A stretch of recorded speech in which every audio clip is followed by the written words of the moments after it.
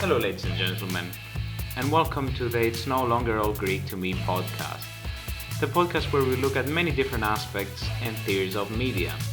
I'm your host, Yannis Diamantis, and in today's podcast, we will be looking at cultural geography and more specifically at the way the cultural neighborhoods we refer to as Chinatowns offer a new meaning to a pre-existing place and reshape it or turn it from space into place. Before we get into our case study, it is vital for us to gain an understanding of space and place, one of the aspects of cultural geography.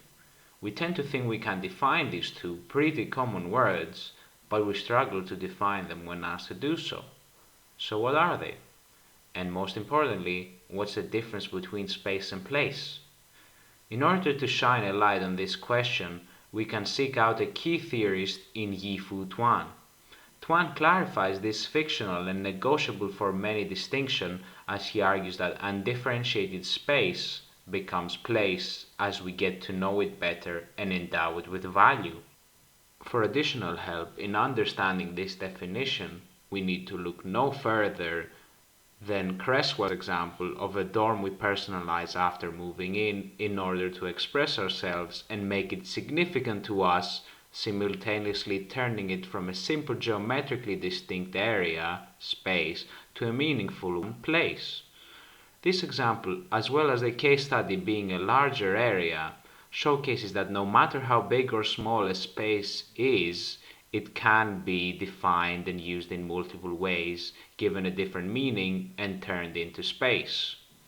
This creation of a new place after starting off with a blank canvas environment, or an already existing one, is often used by migrants who were unfortunately forced to move from their country of origin or another country that comforted them, and thus seek to recreate that same or similar comfort through place.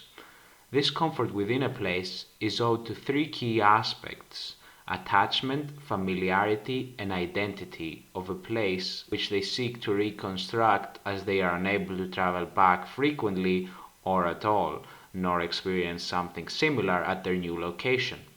Terry Eagleton also discusses this in 2003 as he mentions that the rich have mobility and the poor have locality. The rich are global and the poor are local. Locality of the less fortunate combined with the above-mentioned movement away from home has led these people to often seek to recreate their safe place through the recreation of surroundings, tradition, and other material and non-material aspects of their culture from home. These parts of culture help enthuse another ordinary place of a town with features of a different place, subsequently creating a totally altered place. In the case of Philadelphia's Chinatown, place gained a totally different meaning due to churches, playgrounds, and other similar spaces, which became important in the creation of a sense of place in Chinatown in the second half of the 20th century, as new immigration renewed a blighted area of the city into a community made meaningful by the presence of young people, families, churches, and new businesses, as well as traditional Chinese organizations. What we have come to know as Chinatowns are a clear-cut example of culture used to redefine a place that most of us, if not all of us, have come in contact with within our lives. To understand how this reconstruction of a place is achieved through culture, let's take a quick look at the definition of culture offered to us by Mike Crang. Crang describes culture as sets of beliefs or values that give meaning to ways of life and produce material and symbolic forms. Found all around the world, Chinatowns are built to remind the residents of their homeland of China, utilizing all aspects of culture, be it the physical or symbolic, despite the tremendous amount of land and or sea that separates the original and the replica in most cases. The achievement of place is mostly accomplished by the way Chinatown's residents interact with the place as well as one another, but also what they create within it, much more than the presence of physical aspects of China, such as buildings and other infrastructure. With most reference to place, as highlighted previously, we fail to acknowledge the people factor and how they live within a place, what is called the mobility of place. Many theorists insert the way people interact and repeated movements into what we should consider when we talk about place. Humanistic geographers conceive of place as an inert, experienced scene.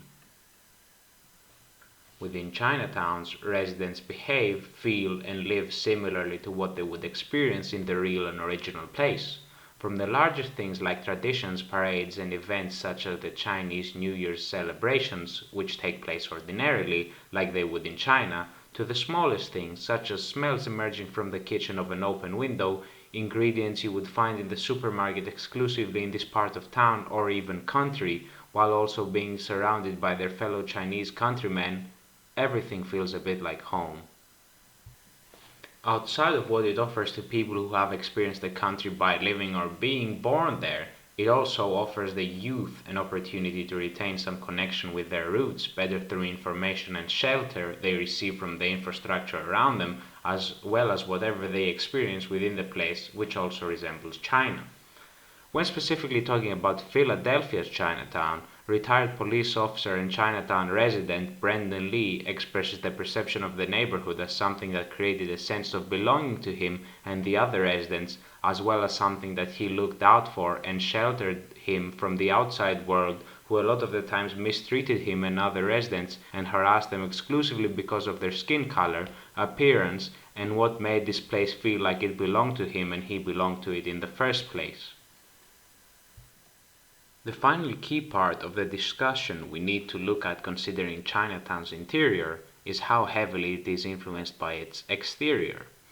When we talk about how similar Chinatowns are to China, we should clarify that they are just that, similar, and not the same, as they're constantly berated and infiltrated by aspects of the culture surrounding them and the broader place they belong to. While this class of cultures surrounding Chinatowns is not what we normally associate with colonization, we can point out some fairly similar outcomes within the neighborhoods. Mixtures of languages, races, cultural aspects are among some of the aspects hybridity includes according to Kraidy and are characteristic of Chinatowns, while its media exports such as TV shows created by residents also showcase how they are a part of both worlds that meet within this defined area, as well as the way they interpret both cultures, both as exteriors and interior observers. Overall, although residents seek to recreate China, they can't live like they would normally in China, as they are heavily impacted and restricted by their surrounding culture as well as geographical features, which is the other aspect of the broader field of cultural geography we didn't focus on.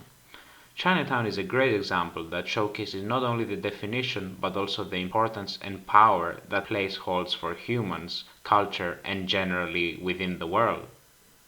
Thank you for listening to the podcast. I really hope you enjoyed it or at least are leaving with something to discuss. All references used in the podcast are provided below.